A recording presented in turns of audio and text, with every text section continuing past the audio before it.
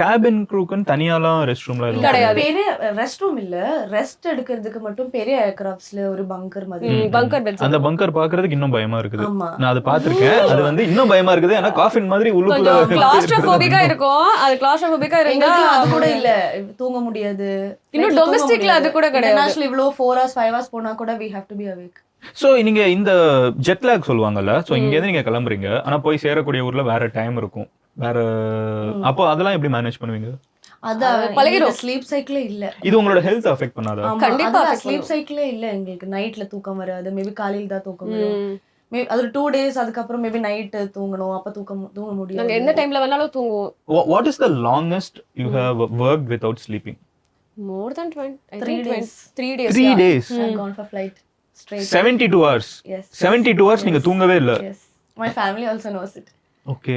But actually that was not like airline வந்து நமக்கு கொடுத்த 72% சொல்ல முடியாது. But yet again அவங்க ரெஸ்ட் மேபி ஒரு 12 மினிமம் ரெஸ்ட் தான் கொடுத்திருப்பேன். 12. but you will not be able to sleep again. எங்களுக்கு பர்சனல் லைஃப் இருக்கு. மேபி வீட்ல you have to spend time with family. வீட்ல தான் வர்க் இருக்கு. அது முடிச்சிட்டு maybe we don't have time to sleep, then you have to go straight for flight.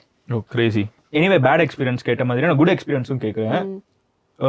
எந்த passenger experience வந்து stands in your mind till date?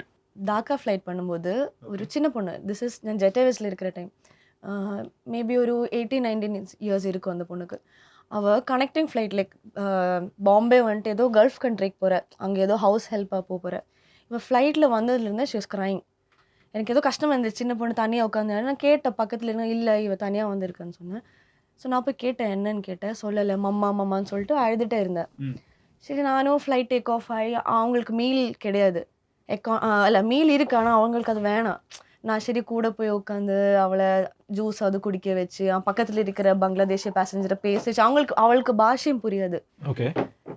I don't know her language, she doesn't know my language. பக்கத்தில் இருக்கிற பேசஞ்சரை வச்சு பேசி இப்படி juice குடிக்க வச்சு அவளை டேக் கேர் பண்ணி ஃப்ளைட் எல்லாம் முடிச்சுட்டு சாப்பிடெல்லாம் வச்சுட்டு போகிற டைமில் இவன் வந்துட்டு என்னை வந்து ஹக் பண்ணிட்டு அழுதுட்டு thank you so much.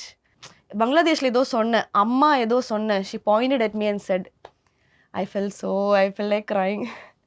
That's a very good story.